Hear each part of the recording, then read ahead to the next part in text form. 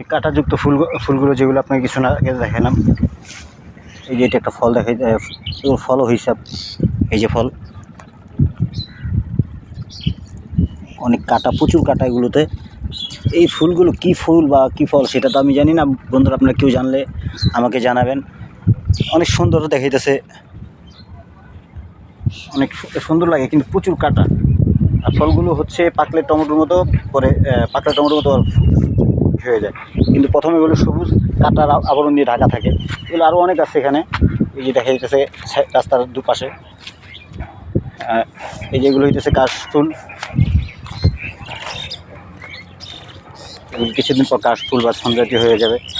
ছোট একটা ফুল দেখানোর চেষ্টা করি আপনাদের।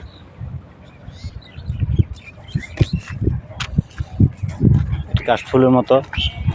তো পিছনে একটু বড়ই গাছ বেড়ে অযত্নে অবহেলা বেড়ে ওঠার চেষ্টা করতেছে, পারবে কিনা সেটা একমাত্র আল্লাহ তাআলা ভালো জানে। সেই যে বড়ই গাছটা, তো পরিবেশটা আমার কাছে খুবই অ্যামেজিং এবং খুব ভালো লাগতেছে, আরও সুন্দর লাগতেছে। খোলামেলা চারপাশ, পাখির কিচিমিচির হাওয়া, এবং যেদিকে যাই চোখে শুধু পানি আর পানি। তো আপনারা আমার সাথে থাকুন। এগুলো হচ্ছে কাক, যা আমাদের শহরে আগে প্রচুর দেখা যেত, কিন্তু এখন বর্তমানে আমাদের শহরাঞ্চলে এখন দেখা যায় না, খুব কম দেখা যায়। আর গ্রামীণ পরিবেশটা বলতে মেঠো পথ যাকে বলে, এই রাস্তাটা বা এই পথটা ঠিক তেমনই আমার কাছে লেগেছে, যে গ্রামীণ পরিবেশ বা মেঠো পথ তেমনটাই মনে হচ্ছে আমার কাছে। আমরা এসেছি ব্রাহ্মণগাঁও, এটাতে হাসনাবাদের একটি এরিয়া।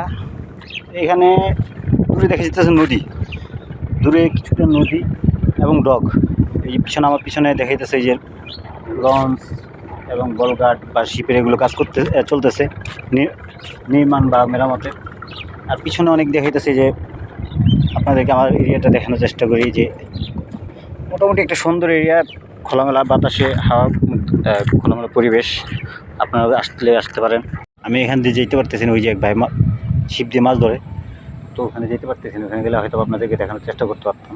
আবার আমার একটু অন্য কাজ আছে, তার জন্য হয়তো ওখানে যেতে পারতেছি না, অনেক পানি। আর এখান থেকে ভিজে গেলে ভিজে বাসায় যেতে হবে। তো ভিজে বাসায় যাওয়ার কথা, সেটা তো আর সম্ভব না। তারপর আপনাদেরকে দেখাই পিছনে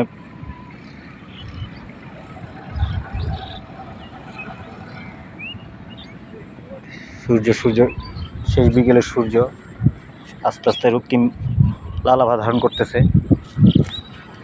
এবং এই যে দেখুন চায়না জাল, এখানে মাছ ধর, এই যে চায়না জাল, এই চায়না জাল এটা। তো প্রকৃতির মাঝে থাকতে হলে প্রকৃতির সাথে মিশতে হয়। মানুষকে ভালোবাসতে গেলে মানুষের মতো হতে হয়। তো বন্ধুরা, আপনারা আমার ভিডিওগুলো যে যেখান থেকে দেখেন, এখানে আমি দেখিতেছি একটা বিলের মতো, এটা হইতেছে হাসনাবাদ এরিয়া। এখানে এসেছি হাসনাবাদ। তো এখন আবার চলে যাবো, ওই যে চাচা মাছ ধরতেছে, কী মাছ ধরে দেখি চাচা, আপনাদেরকে দেখানোর চেষ্টা করবো।